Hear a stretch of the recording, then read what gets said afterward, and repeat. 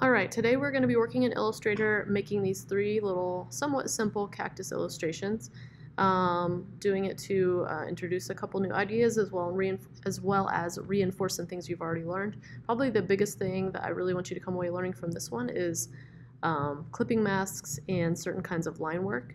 So since this is a video tutorial, I would encourage you to either watch it on your phone, then you'll have your computer screen freed up to work, and or a tablet, or have it in a separate screen on a separate desktop, since you can have multiple desktops on a Mac machine so that you can just swipe back and forth. Remember, you can always pause, complete things, and then start it back up. You can always rewind and rewatch if you feel a little lost. I'll do my best to kind of call out key commands and explain what I'm doing. Obviously though, if you still feel lost, then feel free to email me. So you have two files that you're going to be pulling in to complete this. One is a sketch that we're going to be building from or tracing on top of, and then the other is those color swatches that you see off to the left here. So with that said, let's go ahead and create our new document. Go ahead and go to File, oops, I'm on QuickTime, File, New.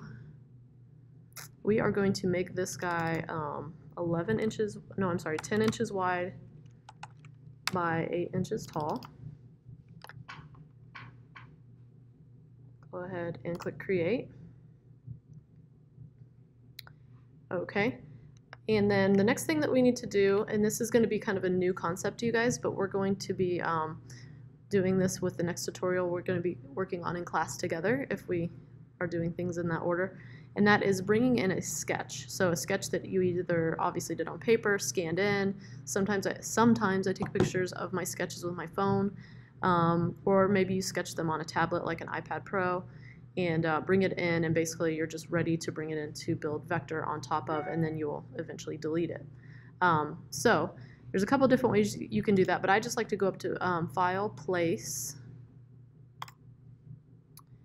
and then right here in my files, and you guys should have these files as well as a JPEG reference, is the little cactus sketch. So go ahead and click on Place. And what that does, it kind of attaches it to my cursor here. So basically what I can do is just click. I usually click up in the top left-hand corner, and it places it in there for me. Okay, so there's my sketch. I kind of modified this sketch a little bit in Photoshop. That's why it's got some kind of funny breaks or whatever. I wanted to size some things up to match my final one for you guys.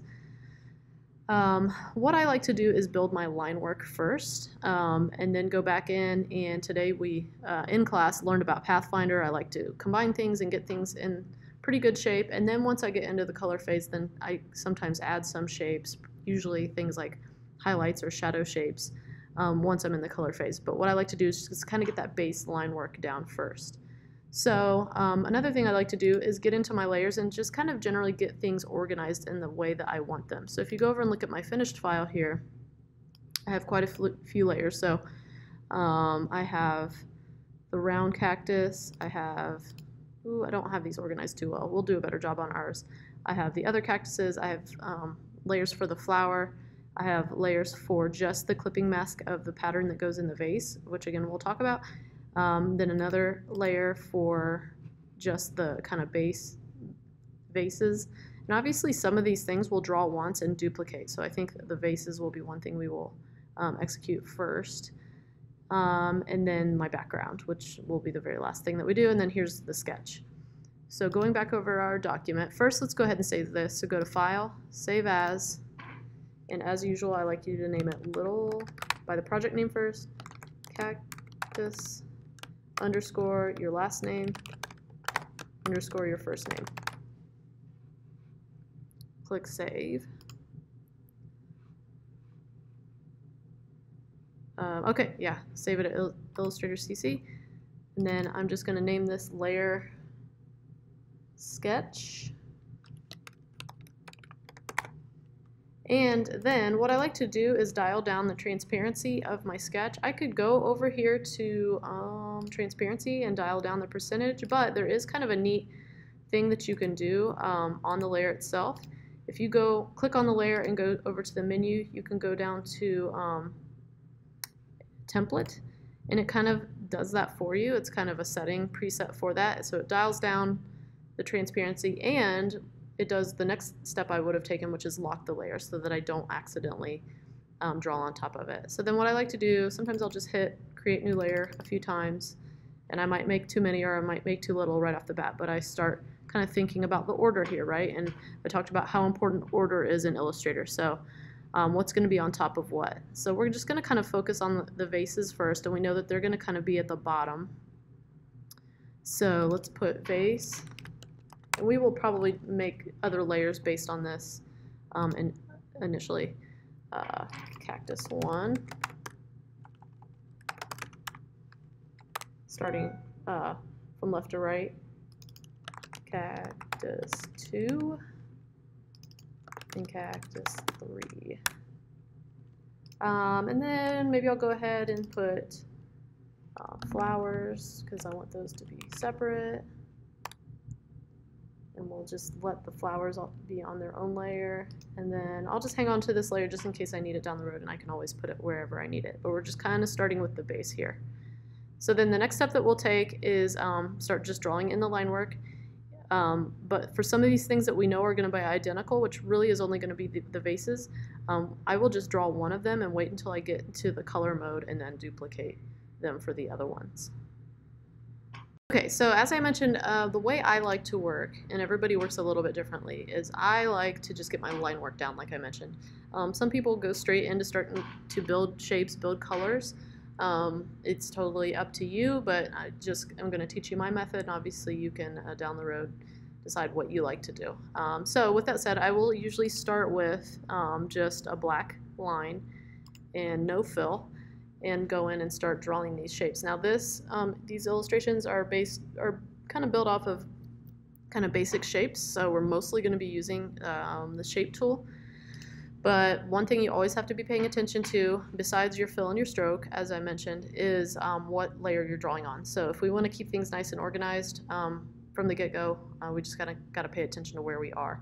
So with that said, I'm going to start with the first vase. So I'm going to make sure I'm on the vase layer and think about how I want to set this up. So I think what I will do is make an elongated ellipse to make the top of the vase, then make this part, and then make the lip last. And because of the order I drew it in, everything will be stacked in the way that I would like. So let's start with the ellipse tool. Just going to draw out that kind of elongated circle to represent that top part of the vase. Always good to zoom in, get it positioned where I want it.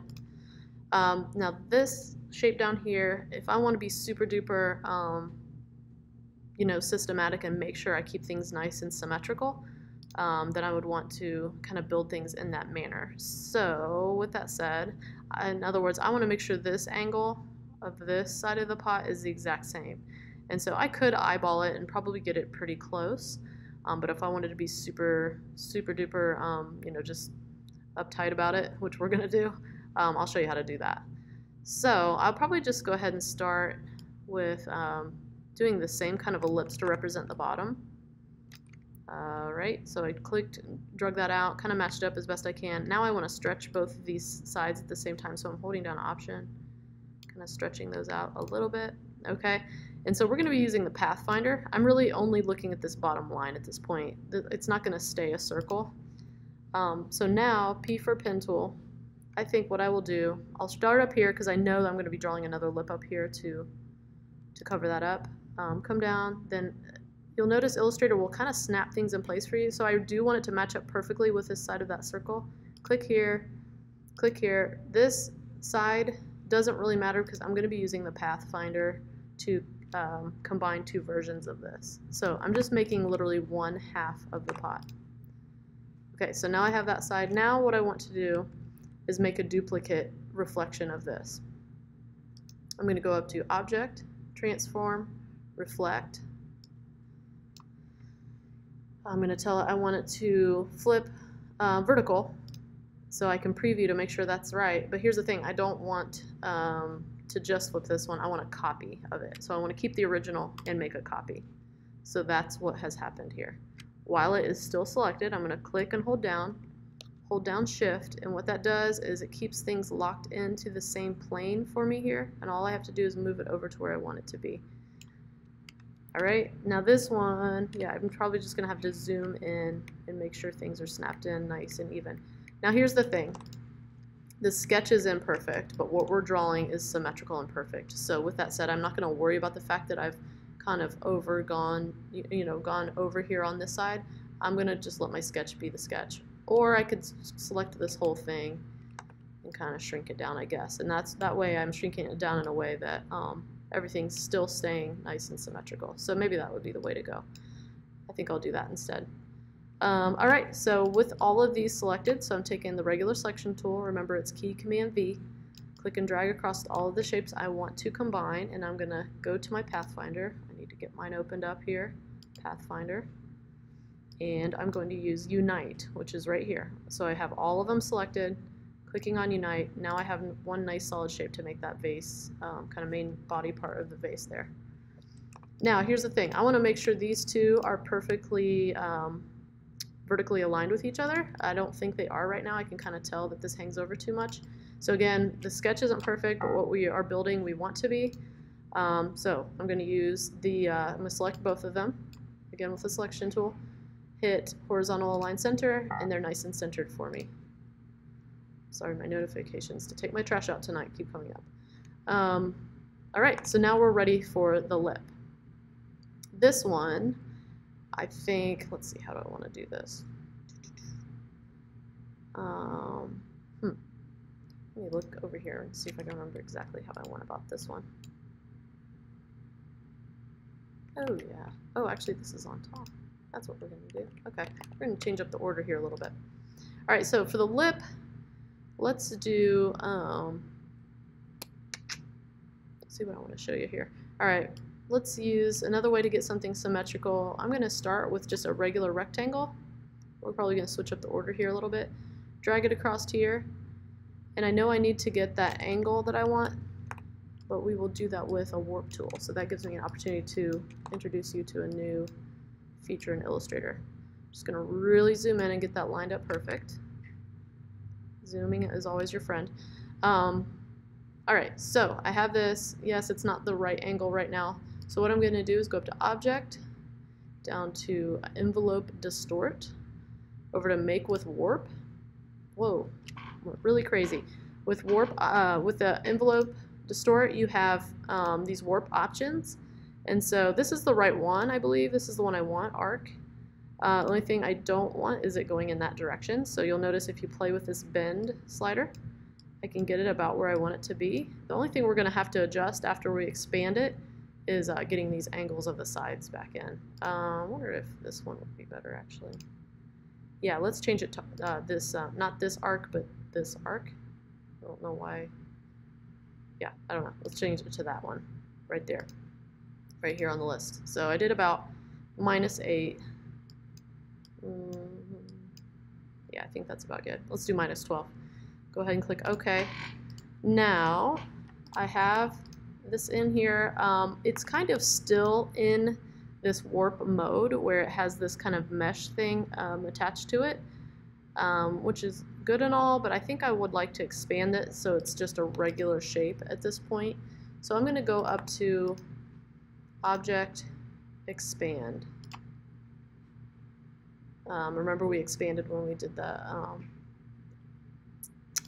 blend tool the other day. Okay, so it takes it out of that kind of automated thing in Illustrator where it has that mesh around it for the warp tool. Now, like I said, I just need to bring these guys in.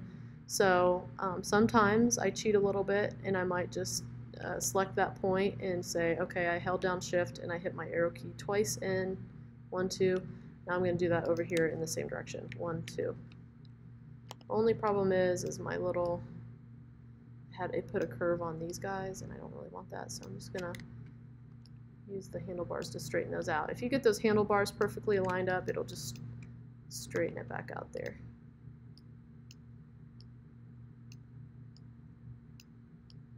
There we go. Good thing is we only have to make this once. Now let me look at the order of my layers. I had originally told you that this was going to go behind. I think I'm going to bring it up above because I like the circular shape of it better. Now you can't really tell anything happened, and but I basically just brought this circle part of the vase up to the very top. So it is what's on top of both of these guys. So the order should be the base. Remember, you can select by the layers over here, the kind of rim yeah, the rim up here, and then the inside circle of the vase. All right. So we got the one vase, and like I said, I'm not going to bother duplicating this until I actually color it. Yeah, so we'll talk about that here in a minute. All right, let's start on cactus number 1. So go ahead and select that layer. And so I'm just going to start with I'm going to look at one cactus at a time, start with this big one in the back since it's towards the back, and you know, see what kind of shapes can I make this out of. It's pretty circular, you know, on its endings. What can I do to create that as fast and efficient as possible? So I think what I will do is just start with rectangles, believe it or not, and just kind of line things up this way, and then I can always round things afterwards. So just really just fleshing out really basic structure of the cactus first. So here's one rectangle, here's another. I'm going to go ahead and let that corner come out all the way to here. And because I want this one to be exact same width going up, I'm just going to make a copy of this. So I'm holding down Option, clicking, dragging, releasing my click first, and now I have a copy of this.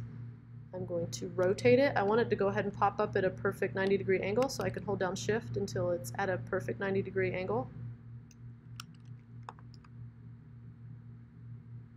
And then bring it back down here. I might need to stretch it up to meet the top here. Zoom in, make sure it's aligned up perfectly. If I want to select both of these, key Command V, click and drag across both. I can go over to Align, Horizontal Align Right, and make sure they're perfectly butt up to this side. All right, so I got the basic cactus shape down.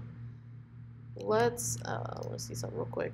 Okay, I'm going to leave these two separate pieces. These two, I'm going to go ahead and unite together with the Pathfinder. It'd probably be a good idea to go ahead and just keep your Pathfinder option panel over here.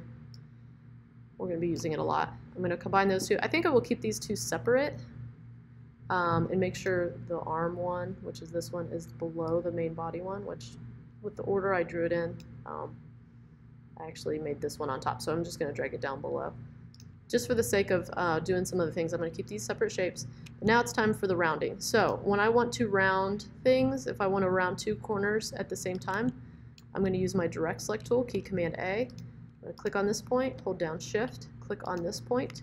Now when I grab these two radius, rounding radius things, they will happen at the same time. And I'm really just dragging this guy until it just becomes perfectly rounded.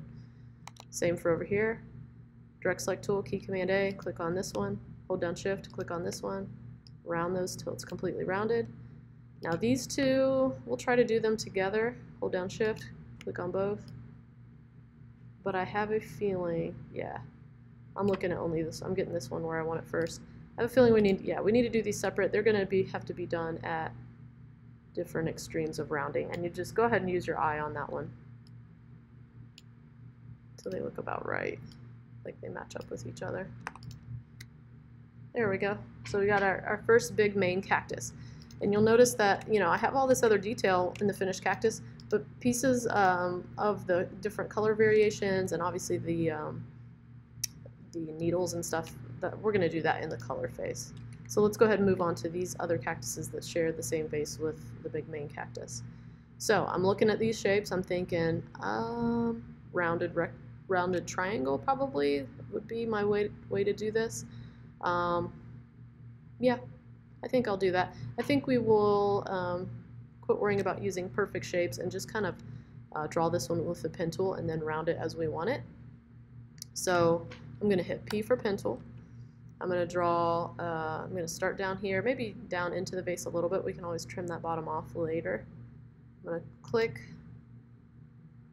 up here, and remember, I'm kind of imagining where I would need to put this and know that I'm going to be rounding, you know, those corners later. Let's see. Click here once. I don't know if I like this. Why don't we just go ahead and use the pen tool? I don't like this. I'm just gonna do the pen tool. We need to practice it anyway. So click, drag, release, click, drag, release. Here, I'll walk it over again. So click and release, click, drag up, release, come over here, and I'm going to try to position this point about the same place on the other side. Click, drag, release, and we'll adjust these afterwards. And then come down to the bottom.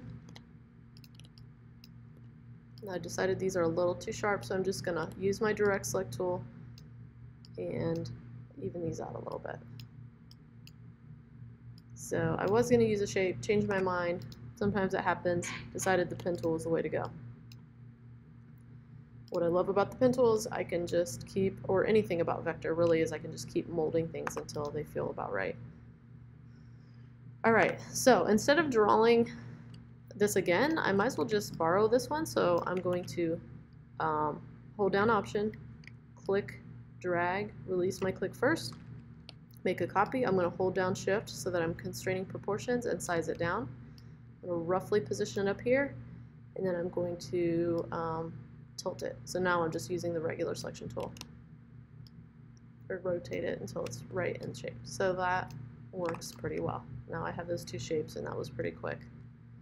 Okay, so we got those two cactuses. Moving on, let's go to cactus number 2. Okay, we are on cactus number 2. This one's going to be kind of a funky one. I'm going to start with the easy one, which is the little round guy back there. So make sure we're on that layer. This is real simple. We're going to use the ellipse tool. Draw them in back there. And again, I know this is a little confusing because I don't even have a vase there yet, but like I said, I like to work smarter, not harder. And so I know that I'm saving myself time if I just color that and get certain things of that in place before I come over here. Okay, so got the little guy in there. We're going to go back and do the flowers after we get all the based cactuses in. So got him in there. Pretty simple. Next. Okay, this one looks complicated. I think, I always like look at things and think, what's the easiest way that I know I could build this? For me, I believe it's going to be stacking a series of circles, here, here, and here, 3 circles, and then uniting them together with the Pathfinder, and then using the rounding corner radius to get this curved inner valley area of each one of those shapes. So I know that's kind of confusing, but I thought I'd kind of explain it ahead of time. So I'm making one circle up here. Just all I'm doing right now at this point is kind of trying to get the angle right, I guess. You know what? Actually, I'm not even going to worry about getting the angle right. Let's just do a straight version of it, and then we'll line it up with that angle that it's on. So that'll be much easier. Make a copy. So I'm holding down Option, click, drag, release, about right here. This is a fun little trick.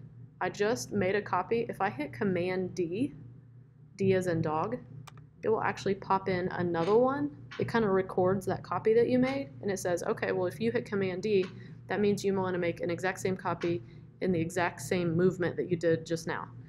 So if I was to keep going and going, it would keep doing it and doing it. So that's pretty cool, but we only need 3. Okay, so got those together. I can make sure they're aligned to center just in case. I think they're good. Go over to Pathfinder, Unite. There we go.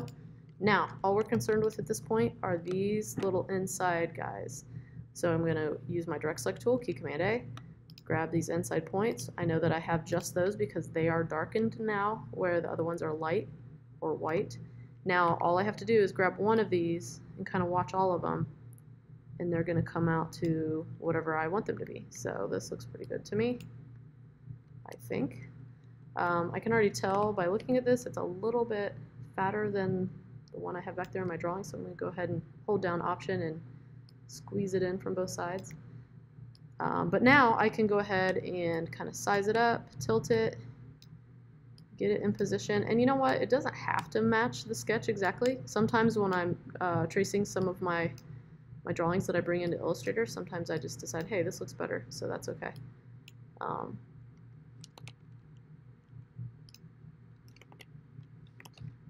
Ooh, let me get mine the way I like it.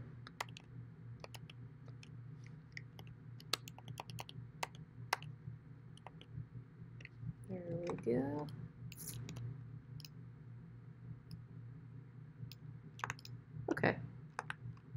pretty good. Shrink it down here a little bit.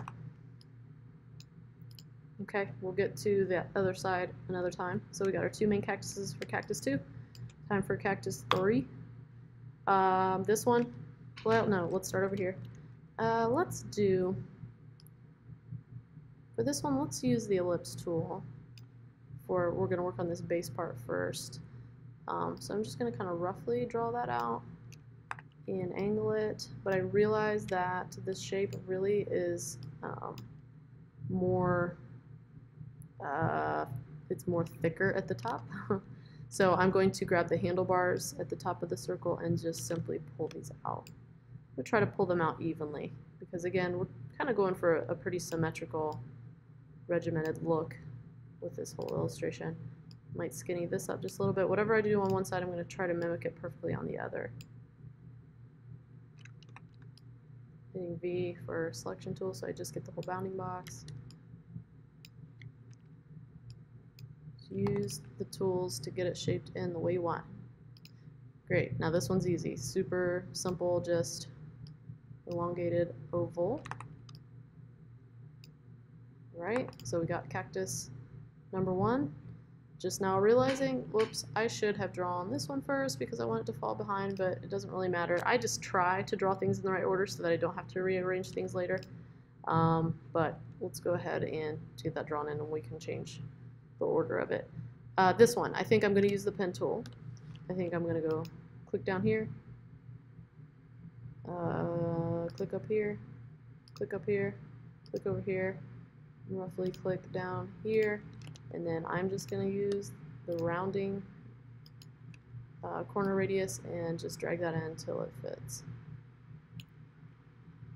That works for me. And if I want to shrink it down, I can just hit V, grab it with a regular selection tool, use that bounding box to kind of shrink it in the way I want it.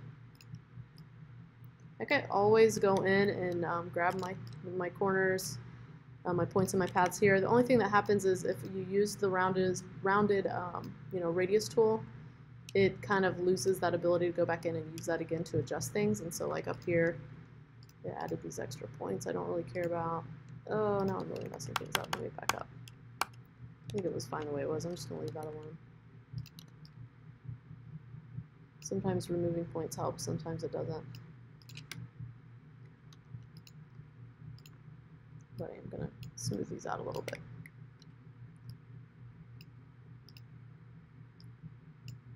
There we go.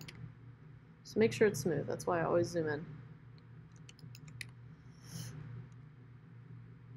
Okay, so that's the regular cactus there in the back. Again, okay, he popped in. I went in and repositioned myself in the layers, so I think he's in the, nope, that's the wrong one. Okay, we gotta drag him down to the bottom.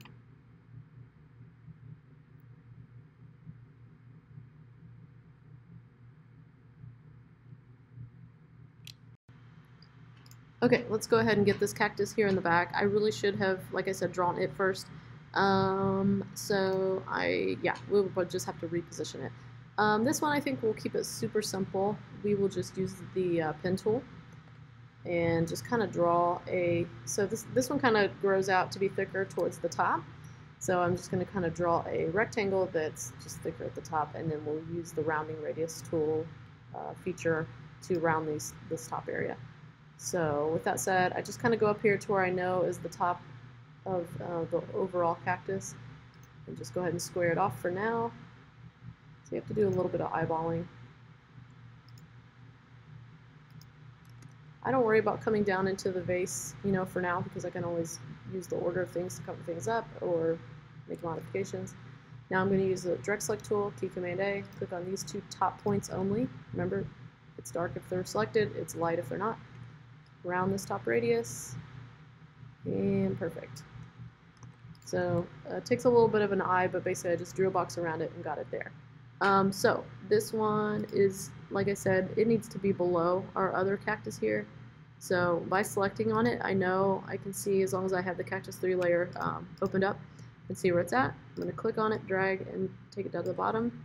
Or I could hit Command and hit the left bracket key and then watch it go to the bottom of that layer. So we have all three of our cactuses. Let's go back real quick and do the flowers. So go ahead and click on the flower layer. Starting with this guy. Let's see, how do we want to do this? I think this one we will use, let's go ahead and use a ellipse tool and kind of get that bottom shape, so that's pretty easy.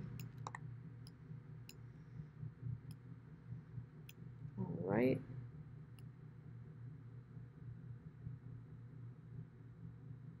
And then, let me see how I did it over here. Sometimes I have to look a couple times to remember. Okay, I think we will use the eraser tool. So hit Shift E and click and just try to drag it till it matches up that line that we see. Maybe I don't like that. Nope. Change my mind. We're not doing that. Too messy. Let's deselect it and use the pen tool. I'm just going to draw a line through here. We're going to use the Pathfinder and match up that line there.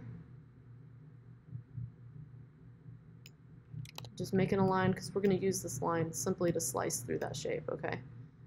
So I just want to get it exactly how I want it. Okay, and so all I have to do is select the shape, select the line, so I'm using the regular selection tool, or I can just click and drag across both of them, or hold down shift and click on both. And then I'm going to use the divide. So basically what it does is it looks at everything and it says, okay, you just want everything to kind of be sliced up according to the objects that are selected. So click on that, the line goes away, it cuts through both, we're in good shape. Command Shift G, it's always going to group the things that you did until you tell it otherwise. So now I have this piece, which is perfect, and then I have this piece, right? I think what I want to do is delete this one, and we're just going to make a copy of this one and position it over there. So I'm going to go to Object, Transform, Reflect. Tell it I want it to be a copy. Vertical is good. And then now I can just simply move this one over here. And I might need to, if I want it to be closed up a little bit more similar to the sketch, that's fine. But the main thing I need to pay attention to is the overlap down here, because really I just want this to look like one continuous bottom circular shape. I don't want it to be anything else. And then for this inside part, we can simply just use the pen tool. I think that would be easiest. So I'm going to click, drag a little bit, release. Come back to kind of reset, click, drag a little bit, release, and then I could just bring it back around. Doesn't matter what it looks like because I'm going to have that fall behind these two front petals and just make it a complete closed object. Now I definitely did not do things in the right order here. I'm not being a very good example of that. But again, sometimes you just want to draw and then you want to worry about things later, but I like to go ahead and get them in the right order so that when I start coloring, I'm not like, what's going on? And wondering why certain things are showing when they shouldn't. So because this is below these other two petals, only part that's going to show once we color is just this part. That's why I wasn't overly concerned about what it looks like in the area where it falls behind the other petals. All right, let's go over here. This one, we are going to also use the circle tool. And I'm just going to draw kind of an elongated ellipse, angle it so that it matches how it would be sitting on that cactus, because that cactus is at an angle. Okay, now this one, again, if I wanted to be super regimented about it, I could, but we're just going to eyeball it, and we are going to use the divide Pathfinder again. So now I just deselect it, I'm going to hit P for pen tool, and I'm going to draw a line that's going to slice this out for me. So click once, click drag until you get this angle. Now I'm going to hold down Option, click and drag up to get my handlebar to be about right here. Bring my pen tool up to here, click and release. Hold down Option, click back on that point and drag a handlebar down here. Bring it down here, click, drag just a little bit, release. Now click back on that point, holding down Option, click and drag up. and then click, drag, release. So just use that pen tool and the handlebars to get those curves matched up. If you didn't get it quite right on the first try while you were drawing, then you can always redo it. But I'm just going to kind of go back here and look at this symmetrically and say, okay, does this match up about the same? I'm going to kind of ignore the sketch and get it in the place I want it to be. I would just want the flower to look pretty symmetrical. I feel like this whole thing still needs rotated a little bit. Okay, now with it all selected, go up to divide, hit Command-Shift-G to ungroup it. Now the divide gave you two pieces. I can get rid of this one. I don't need it anymore. Hit delete. Now I have that flower. Okay. This flower is actually the same for the one over here, so I'm just going to hold down Option, click, drag, release, bring it over here. I realize it needs to be sized down quite a bit. Rotate, bring it down, size it down, hold down Shift, keep it proportionate. There we go. Got the other flower. Now the other flower back here on the middle cactus is just a little bit of a different shape. We're going to try to make it look more like this flower. This one is going to also be a circle. Changing my mind here. We're going to simply do a zigzag line. And I want to get a regimented zigzag line. So I'm going to make a line with the line tool. Where's it at? Right here. Make a line. I'm going to go up to Effect, Distort and Transform, Zigzag. I'm going to hit Preview. I'm going to tell this line to be zigzag crazy. No, I don't want that many. How many do I want?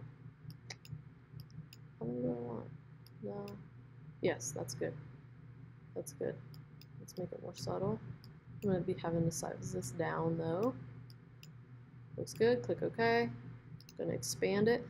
Expand appearance, because I used an effect. I used Effect, Distort and Transform, Zigzag. I now need to expand it to be able to have it back in just a regular vector path. I'm going to hold down Shift and size it down, and basically I'm going to use it to cut off the top end of this flower.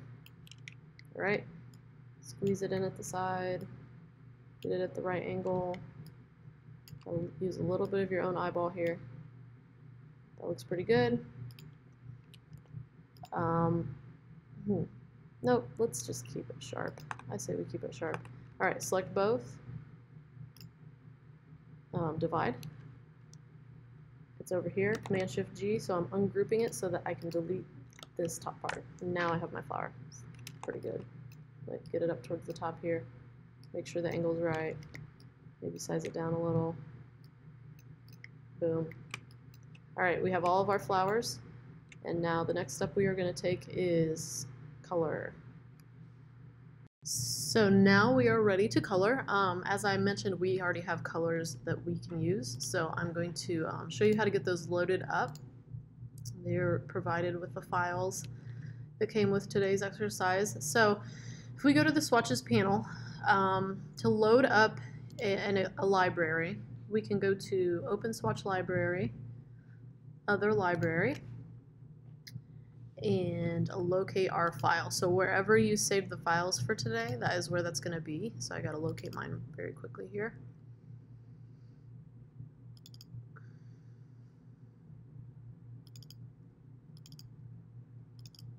Sorry, lots of folders. Okay, so you can save out color swatch files a couple different ways. You can save them as just a regular AE file, and they'll literally just open up kind of like an Illustrator file. Or this .ase file is a very specific color palette file. So that's what I saved it out as when I exported it out of my finished one. Click Open. It will open it up in like a separate swatch panel, which is a little annoying. If I click on it though, it just goes ahead and adds it over to my regular swatches, and then I can close this one up because I don't really need to have both of those windows open. So a little quirky, but at least that's how I do it. So now I have all my colors. We are going to start with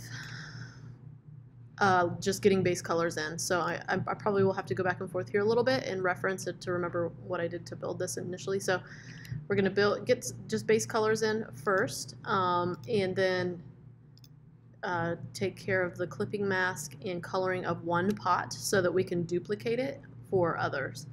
So yeah, sorry, I'm just making a quick note of the colors that we got going on here. All right, so back on over here. Wait, one more look. Okay, so I'm gonna get just base colors in. This one is this green right here. So sometimes I do this. Sometimes I accidentally color the stroke instead of the fill, and I say, oops, okay. Well, instead of you know, going down here and making it hard, I can either just hit the flip-flop arrow right here, and then it'll change it to the one that I want, so that's kind of helpful. Oops, I did it the wrong. There should be a darker green. Why isn't that green showing up? Or is that it? Sorry. Okay, I actually picked the wrong green. Let's do this one right here. Flip-flop, remove the stroke there. I accidentally had a stroke. Okay, we got that cactus colored in. These two are going to be the same base color initially, which is fine, but we're obviously going to be putting effects on them eventually. All right, we got our flowers that are the blue color, I believe. Flip-flop. Again, just getting base colors in. Now, once you start coloring some things and you know you're using some of the same colors, that's when I hit I for eyedropper and just go ahead and pick up other colors. I'll be darkening this by picking a darker color, actually. Okay, this one's already established, so we can make it that darker color. Cool. All right, let's get the vase colored in. Again, I'm just kind of having to remember what I did here. All right.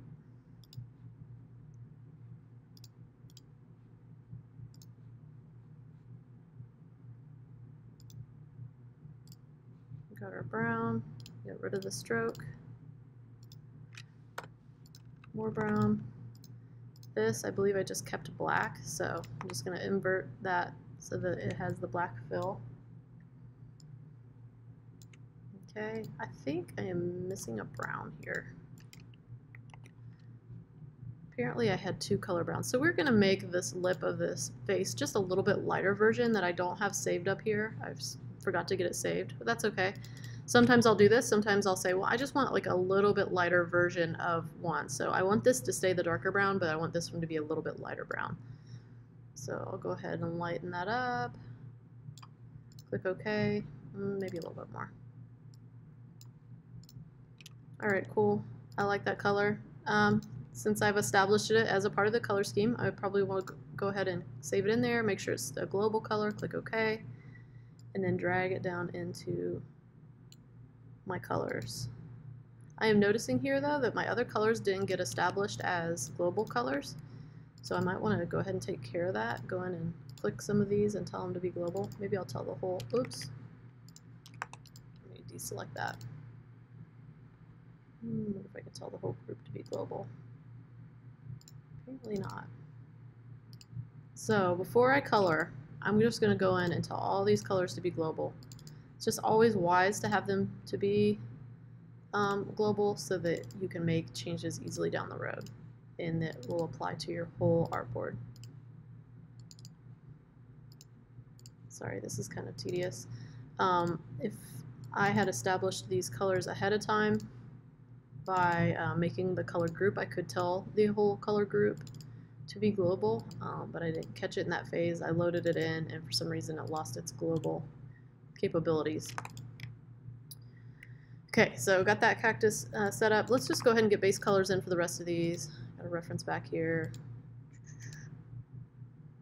Okay, this is that darker, kind of murkier brown.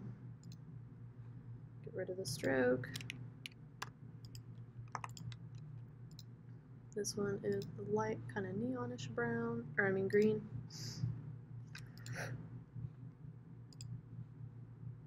These flowers, I believe, are pink, but I will check here in a second.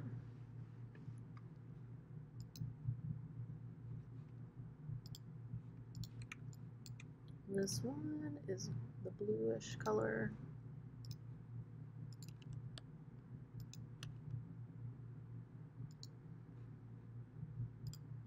this whole thing is pink. And this is orange.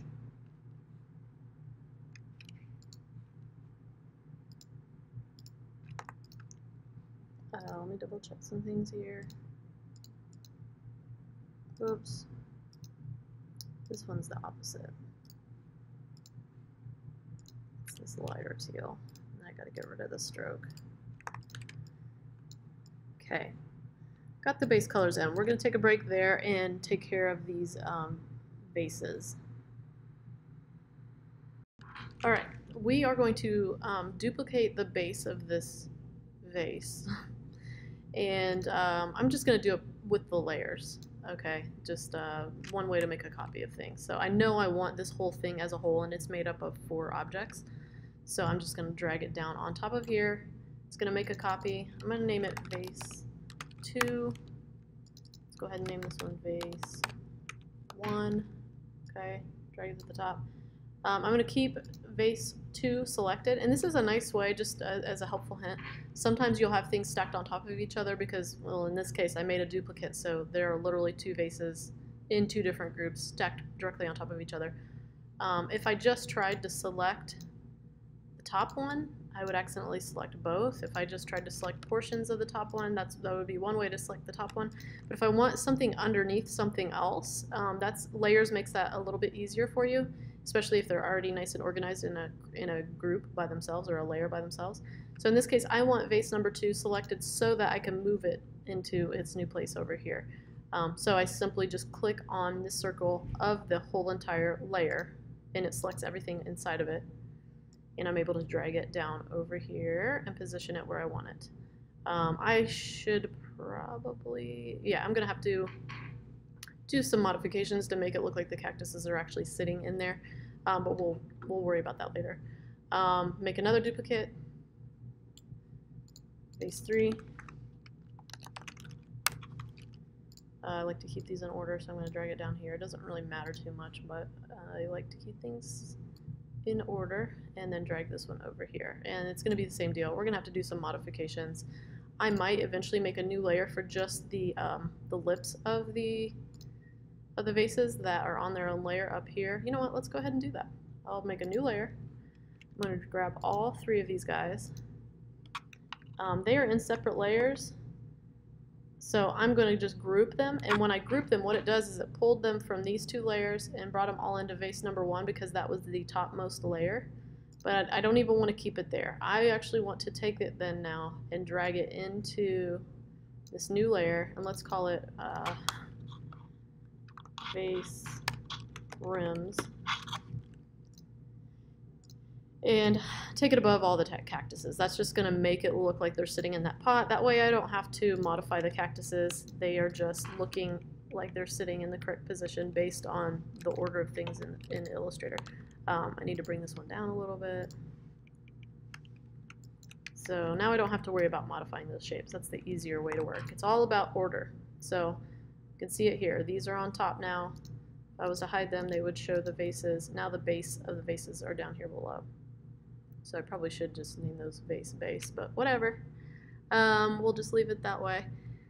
Okay, at this point, what I like to do is, you know, I can't really see my sketch anymore. And I did most of my base tracing, and this is a pretty simple illustration, so I think that if I unlock my sketch, keep it visible, oops, unlock my sketch, grab it, and just move it off to the side. I do this a lot of times. That way I can kind of reference it visually, and I can even, you know, trace some things still, but some of this stuff, like, I can just look at it and replicate it over here because it's simple enough. Your other option is, though, if you want to keep building, you can always take a sketch layer to the very top, change the blending mode to multiply, and keep it on top of things, and you can still kind of see the sketch and be building on top of each other and then get rid of it. So that's kind of a nice method as well. You can do either way, but in this case I just want it off to the side, but I just thought I would show you that option. But I will make sure to lock it back up because I don't want to accidentally knock it around, and I might come over here and trace something and then want to bring it over into here. Okay, so we are going to get, if we look at my finished one, these shapes inside of the vase. So what we need to do is what's called a clipping mask. And what I did was I actually made a copy of this base shape of the vase and put it in its own layer and designated it as what's called a clipping mask. Let me kind of show you what that looks like. Oops.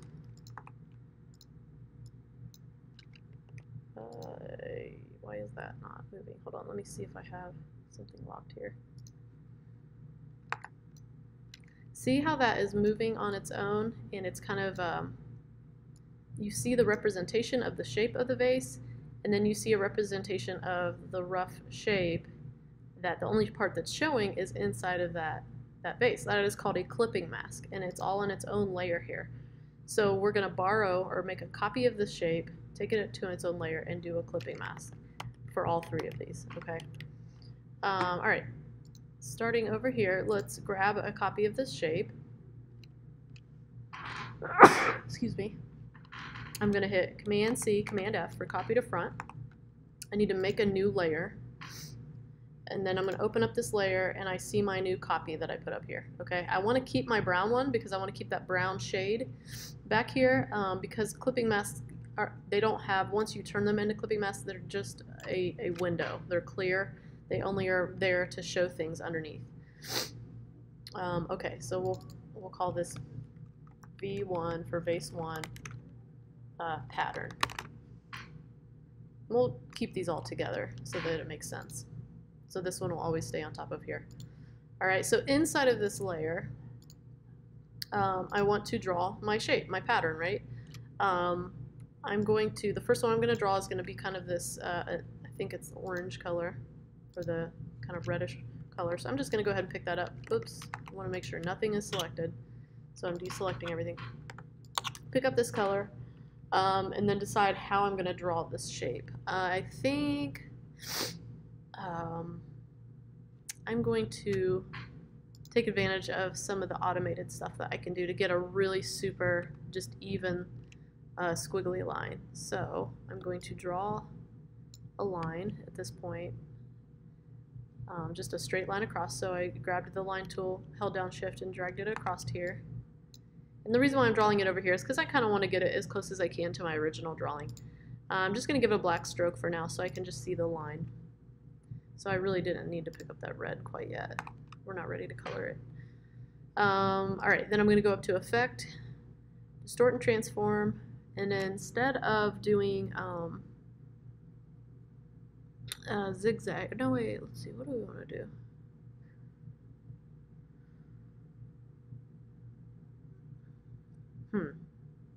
We'll do Zigzag like we did before, I guess. Oh yes, and we can do Smooth. There we go. So Zigzag, you have the option of doing a regular, you know, sharp pointed zigzag, or you can do a smooth one. And then once again, we have control of how extreme it is. So I'm just going to get it to about where I want it, and I know it's not matching up perfectly quite yet. Again, because I used an effect, it's kind of in that automated mode. I want it back to where I can just play with the vector paths of it. So I'm going to go up to Object, Expand Appearance. Okay.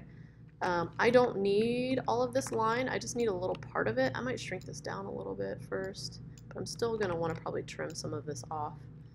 So I'm going to use the pen tool, so P for pen, add a point here, come over here, remove this one, hit minus key. So I'm just kind of trimming these off, just so it's just not so bulky. And then I want to make it a closed object, so I'm just going to click on to add on to here, get connected up here, and then just go all the way around. And it doesn't really matter what this shape looks like because it's going to be outside of the viewable area of my pot. All right, now I can pick up the red color. I did it too soon before. Now I have the two elements in here that I need for making a clipping mask. The only problem is I brought in my clipping mask's shape in first, so it's down here at the bottom. I need it to be at the very, very top, okay? I need the shape that I want to become the quote-unquote window that things show through needs to be at the top. Anything you want it to show inside of that shape needs to be in the bottom. And then, this is very key, you click on the main layer that you want to establish as a clipping mask. Click on the main layer, go up to this menu, go down to Make Clipping Mask, and you'll notice it disappeared. That is because I didn't get it in place yet. So I can still grab it, it's still there, it's just hidden because it's not up in the viewable area of the window of the pot. But once I drag it up there, I can show it. So that's super duper awesome. I think I'm going to shrink it down. I want to see a little bit more of those curvy lines. If I want it to come up higher, I could always, make this a little bit bigger so that it doesn't get cut off down there. That looks pretty good. Cool. So now I have a clipping mask for that. Now, I'd like to say that I could just, actually I could. We could just make copies of this, I believe, and then change it into, just to save ourselves some work. We can either keep it the same shape or do different ones. Wait, hold on a second. I gotta select the whole thing.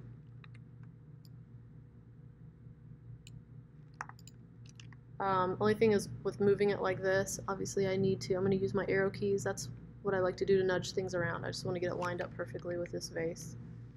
Really zoom in, make sure you're getting it in there. Looking at corners is always a good reference to know if you're really getting things lined up perfectly. This one we're changing to the blue.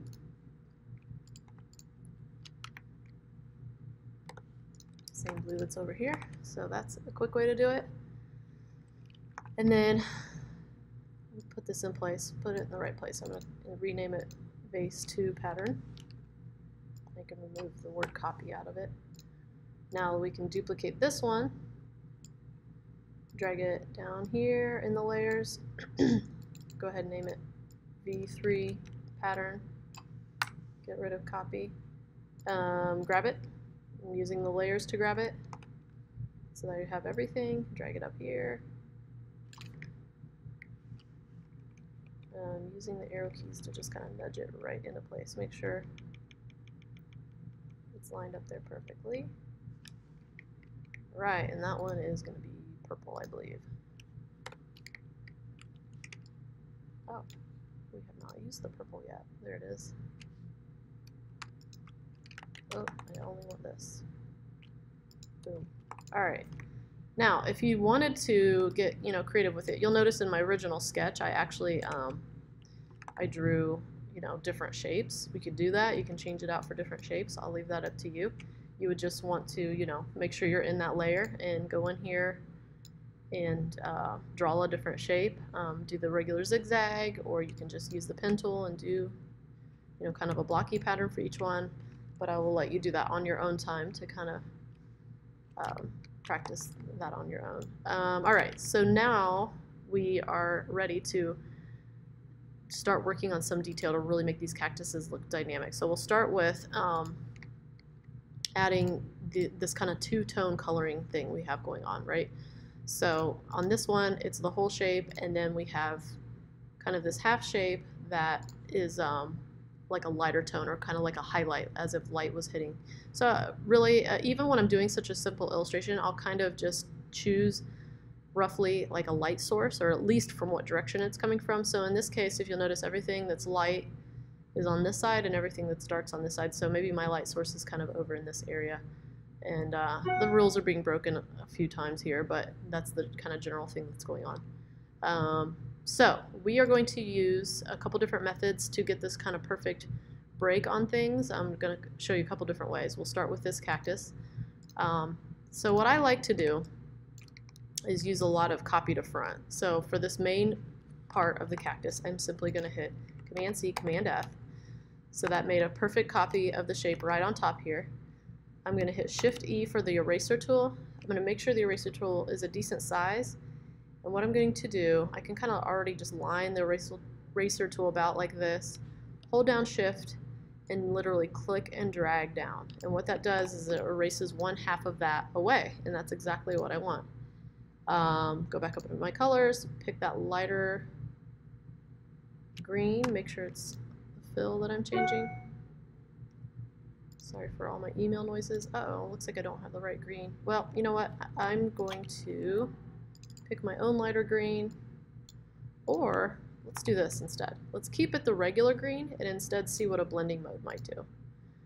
Let's try screen. Yeah, that looks good to me. what I love about blending modes is it saves you from having to kind of guess what might be a nice lighter and or darker version of a color for scenarios like this, and it kind of does it for you. And if I felt like this was too bold, which I don't, I think I like it about that contrast, I could dial it down. Like if I wanted it to be a little bit more subtle, I could obviously dial down the transparency. But I think I'll keep it at 100%. Now this one, I want to do the same thing. I want to cut it almost perfectly in half, but I'm probably not going to be able to do that all that efficiently by trying to erase like this, you know, with my copy to front. So what I'm going to do, I'm going to go ahead and do copy to front so that I have the copy to cut from.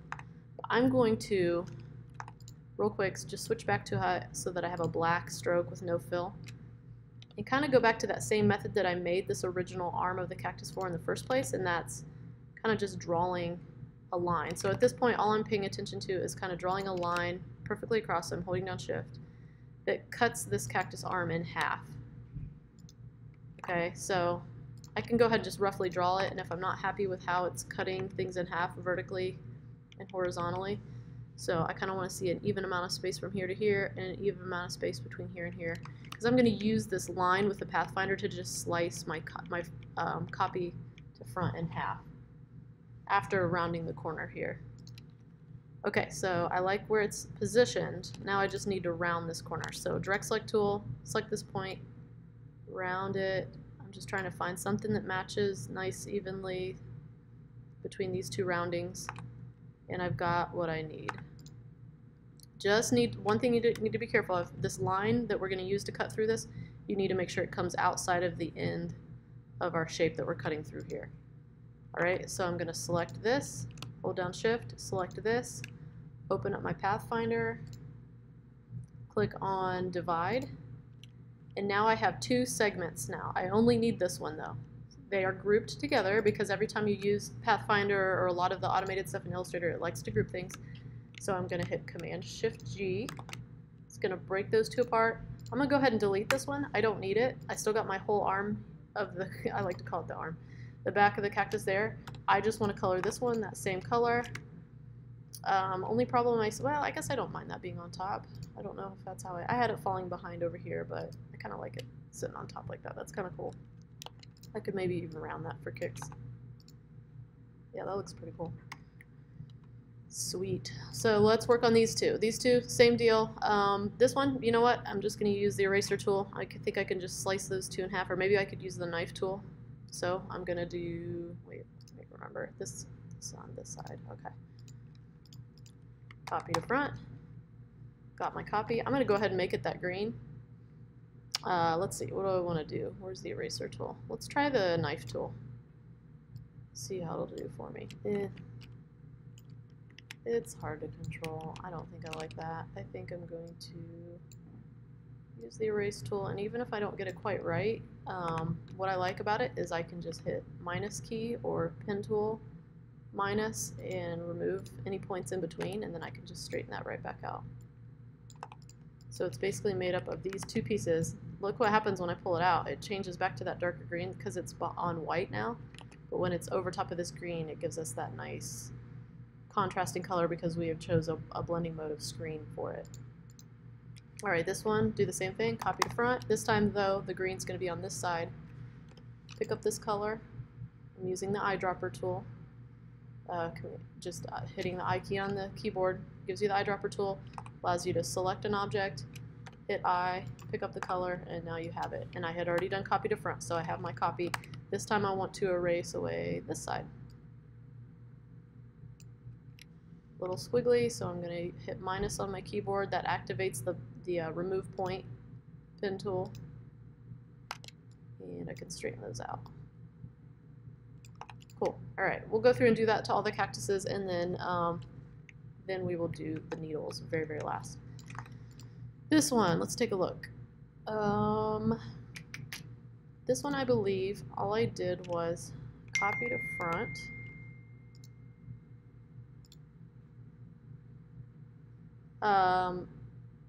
And I'm going to shrink it down. So I have a copy to front. Let's just shrink it down here a little bit. And I don't want to make sure it doesn't mess with this side too much, so I might modify that just a little. Sharpen these back up a little because they got a little scrunched because of the way I pinched it. And then I'm changing this one to, what color am I changing this to? Oh, that same kind of bright green is over here. You know what? I had a different green. What was this green? I don't have this up in my swatch panel either. Okay, well I'm going to grab it from over here. I can always just grab the hexadecimal. That's a quick way to get colors that you want. And I'm going to change this to this really bright kind of almost chartreuse green. And save it over here. Click OK. Add it to my group. There's my missing color. Now I have it over there. Alright, now I can definitely see I need to modify this a little bit. So I borrowed this shape, I scrunched it, but it kind of left it looking a little too squishy for me. So I'm just going to modify it here a little bit. I think that looks pretty good. Alright, cool. Got that one in place. I don't think we do anything as far as the highlights on that one. Moving on to the next one. It has a light on this side. The whole piece is here. Piece is there, piece over here. Let me look at transparencies to see. Okay, cool. It's just a two-tone. Two tones. Alright, so this one, copy to front. I think I don't want to try to use the eraser tool. I'm just going to use a line segment tool to cut this guy in half. Change it black just so I can see it for now. It's really just a tool for cutting things in half at this point. Get it about where I want it. I like this because I just have so much control. Exactly how I wanted to cut this shape in half. Select both. Open up my Pathfinder. Go over to divide. Yeah, the only problem is because I drew that line segment here more recently, it was on top of everything, so when I hit divide, it brings everything to the top, but we'll just put it back in order. I'm going to I'm going to ungroup it first, and then click on this one, and delete this side. And then now we're ready to turn this half into this color. And actually, I don't even need to worry about the order anymore because I deleted that one. It's not falling on top of this cactus anymore. This one is the opposite, where it has, actually it's the same, so it's going to have the dark on the other side. So I'm going to hit copy to front, erase it in half. This one I decided to go ahead and erase. Maybe I'll leave that nice little curve. That's not so bad. And I don't mind if you guys customize these a little bit, as long as you're executing the general same things, so I can see that you're learning the same techniques. So I'm going to leave that a little curve. That's kind of cool. Sometimes you have happy accidents, like Bob Ross would say.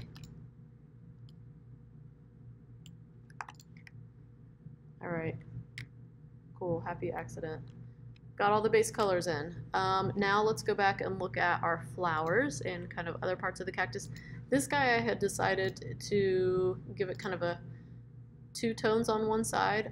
One is, they're both got the blending mode of multiply. One's 45%, and one's 100%. So let's go ahead and execute that. We're basically borrowing the same shape, copy to front as usual, slice it in half. I like to pay attention to certain details, like if I'm going to slice this in half, okay, I got this one divided in half. Again, eraser tool, not always perfect, so I'm going to clean it up here a little bit. Alright, this one, multiply. 100%.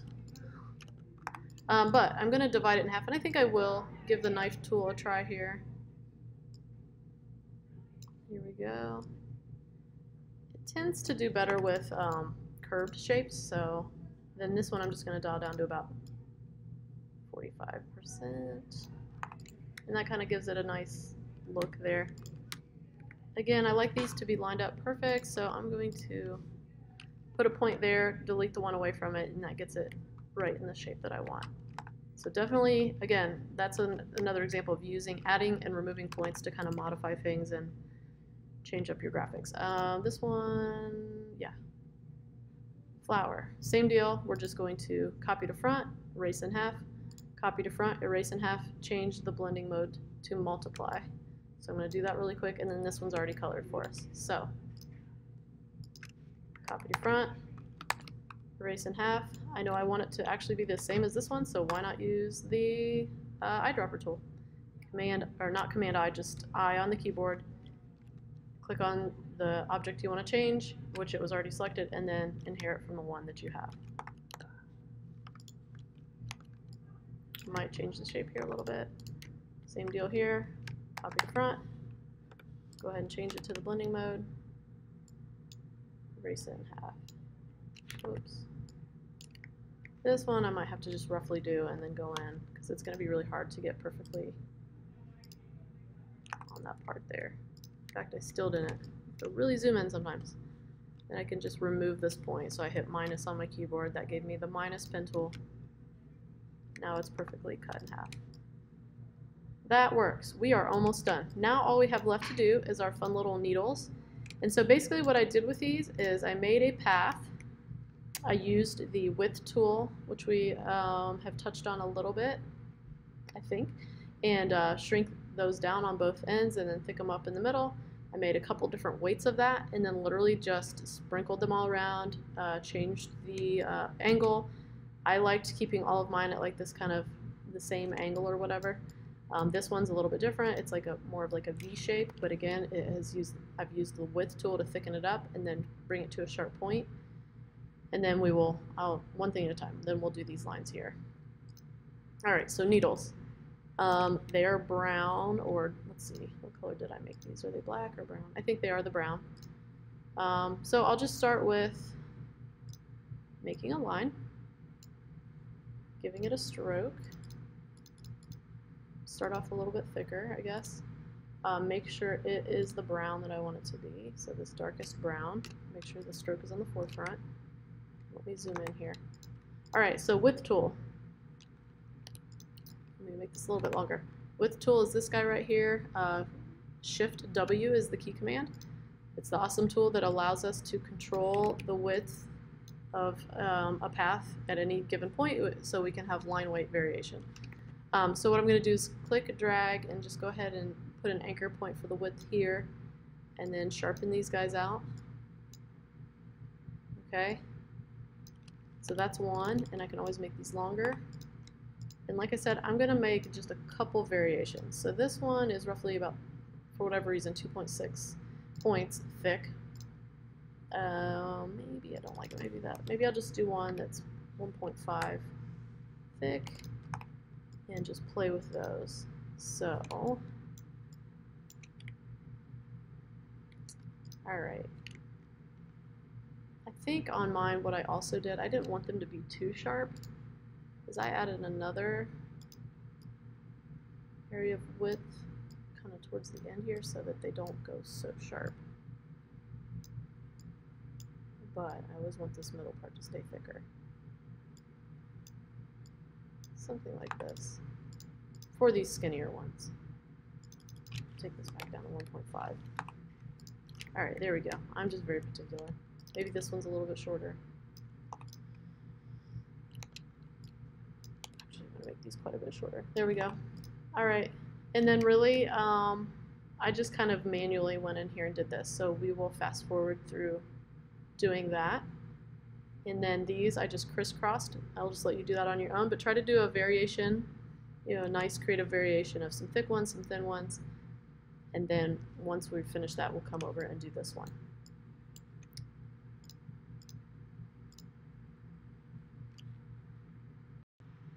Okay, so hopefully you were able to get through that. I just kept them all at the same angle, moved them around, rotated them however you want. But now we're going to move on to these. So again, these are essentially the same thing. Just some of them have kind of this V shape, couple of needles coming out in the same area. So I basically am going to just use the pen tool this time. Make myself a couple, oops, make sure this is on the right layer. That's the other thing, is we need to make sure, I didn't really point this out, but make sure you're on the appropriate cactus layer. So I drew this on the wrong layer, I cut it, Command X for cut, clicked on the right layer, clicked off, and then hit paste, and then just make sure it's all the way at the front. So Command Shift right bracket will knock it all the way up to the front. Or you can go over to the layers and make sure. Or you can just make sure you're on the right layer when you start to draw in the first place. So I need to make sure I'm on Cactus too. Alright, so I'm drawing these like little V shapes for some of them. And then to be honest with you, I'm just going to worry about those right now. And then what I'm going to do is borrow a couple, because if you notice this one also has some, just a few normal ones. I'll probably just steal a couple from over here. So again, width tool, I think I'll go ahead and thicken this up a little bit. Grab my width tool, bring this one to a point. Maybe I don't want it to be too pointy. Bring it to a point, but make sure it's not too pointy. Just things look a little bit better if they don't come to this like crazy ultimate point. I can reflect this, Command, Transform, Reflect. Vertical U. Can actually do that with this tool right here too, but it's kind of a funky tool. Maybe this one, I want to bring it down and wait a little bit. Maybe I want some of them to... Another way to rotate things is to literally just grab one end of the box until it flips around to the other side. So go ahead and move these around a couple places. And do that, and then then at that point, once you've gotten the V-shaped ones where you want them, maybe grab a couple. We are going to keep these all brown though. I'm going to copy this one, so I'm hitting Command C for copy. Then I'm coming back over to this layer, hitting Command V, and now I'm just going to paste a couple weight variations of these guys as well throughout. So go ahead and take care of that. I got those in there, and then what I'm going to go ahead and do is show you how to do how to do this, just one line of it, how to do this, and each one of these, and then let you finish those up on your own. So on this line, what I wanted to go for was, and I'm just going to use the pen tool, I'm going to grab, I want it to be a light color, so I think I will make sure I have a stroke of this kind of light tan, no fill. I'm going to go ahead and use the pen tool. And I just kind of want to draw a curved line with the pen tool on this cactus that conforms to, its roundness. I'm not doing a great job here initially, but I'll get it in shape here. Maybe just a couple of lines. So this one can almost be kind of straight. I'm going to want it to fall behind that first cactus though. So I'm using Command bracket key until I see it fall behind. Oops, not behind, not all the way behind. And then what I'm going to use is, once again, the width tool. I love the width tool. So many different things you can do with it beyond what you would think. And bring it in thicker on the inside, but I'm not going to just leave it at that. If you'll notice on my finished one, I kind of did this thing where I broke it up so that it has, all kinds of variations going on. I'm going to use the scissors tool to do that. So if I go over here to the scissor tool, well, first I want to select these two guys actually. Grab the scissors tool, and what is so cool is everywhere that I break this apart, it is going to kind of just make, different kind of circular or, oval shapes or whatever, which is exactly what I did on the other one. These are turning out a little bit different than the last one. They're not as sharp, but I like it. It works. So that's what I did for that one. And then to go over here, these are literally just circles, okay? So I drew some circles. There's some brown ones and some tan ones. I'm going to grab the ellipse tool, draw a circle, right? And then, voila, I'm using the eyedropper tool. Key Command I, click on one of these guys over here. I am going to have to make sure it's on the right layer. So whoops, I'm going to start over. Make sure I'm on the right layer. So I'm actually just going to open up my layers panel, make sure I'm on the right layer, draw that ellipse, okay? Right now it's just picking up this because it was the last thing I clicked on. Hit I for eyedropper, click on one of my existing needles, and that's how I got this kind of this weird shape that I thought worked out well. So I decided to do a couple variations of this, like one that is that light tan and one that is brown.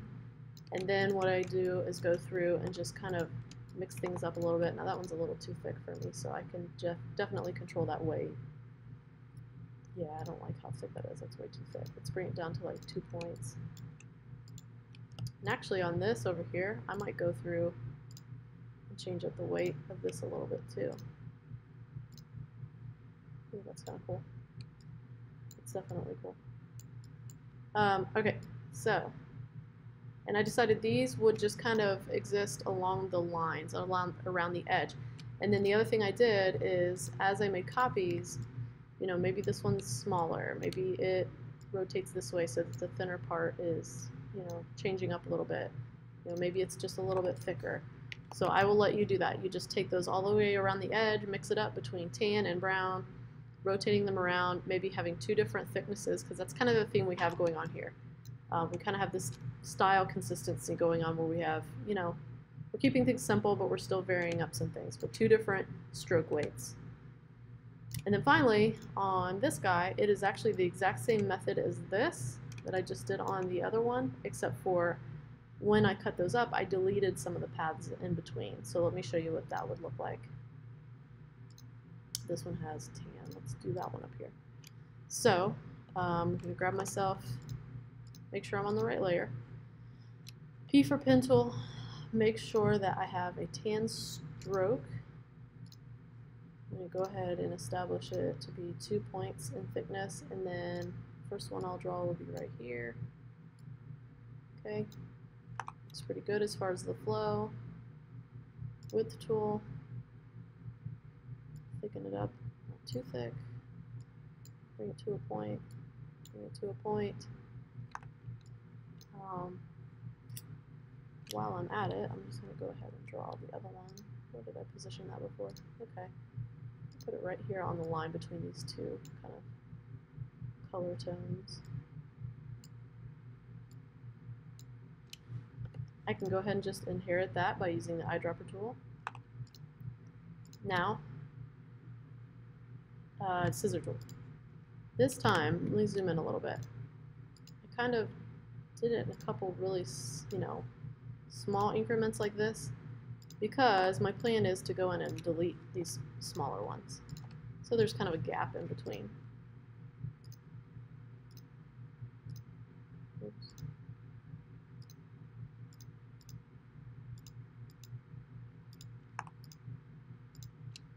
Delete these guys.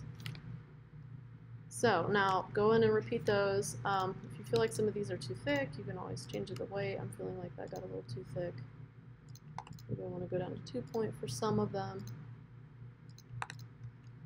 You can always say, you know, one is always going to be this weight and one's always going to be that weight. I haven't really done a great job, but they've roughly been anywhere between 1 and 2 points, the thickness of the 2 variations we have going on. The same thing that I did for this, this part right here, I'm going to do for down here, only in brown. In 2 places right here. Basically, this is kind of like if this was to indent in a little bit like some cactuses do, it's just kind of landing there in between these 2 shapes. So go ahead and do that.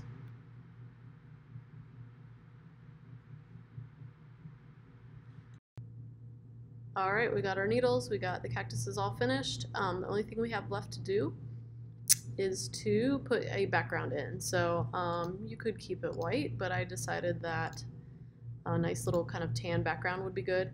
We can go ahead and either hide or delete our sketch at this point. I don't think we need it anymore.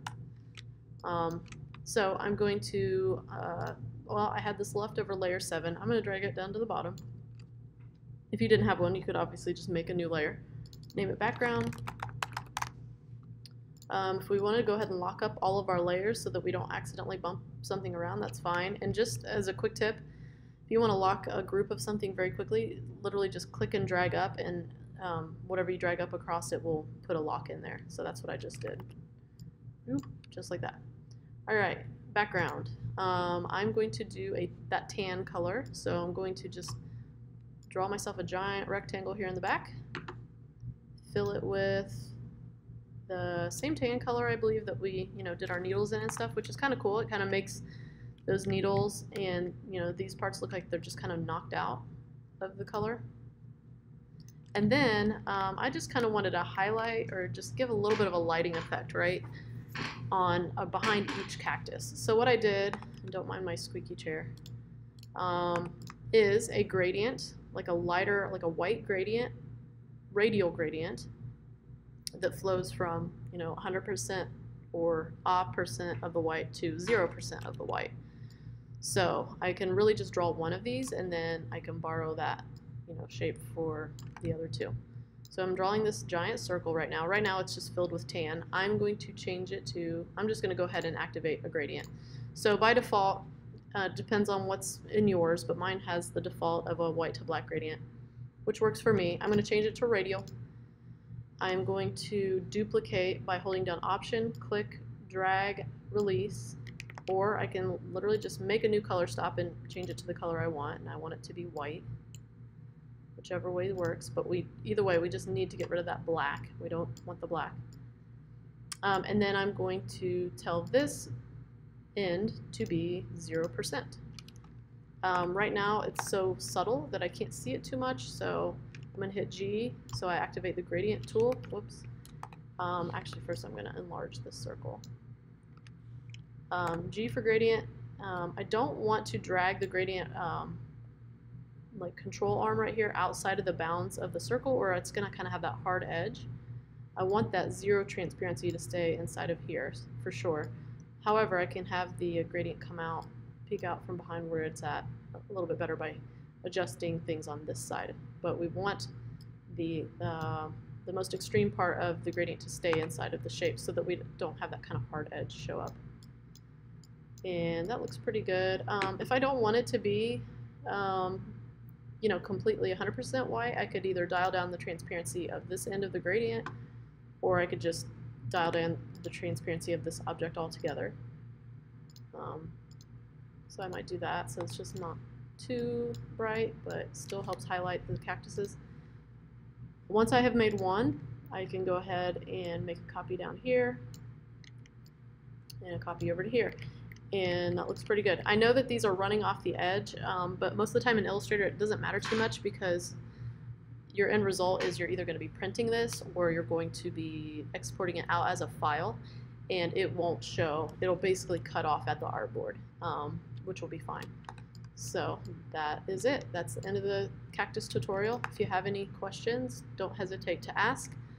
Make sure you're hitting save. I didn't really talk about saving the whole time we were working, but always be hitting Command S, and that asterisk next to the name of the file will go away once it has been successfully saved. Anytime you see an asterisk right here, that means your current document is unsaved. So that's just a good way for you to keep track of knowing if you have hit saved anytime recently. That's about it. Thanks for watching.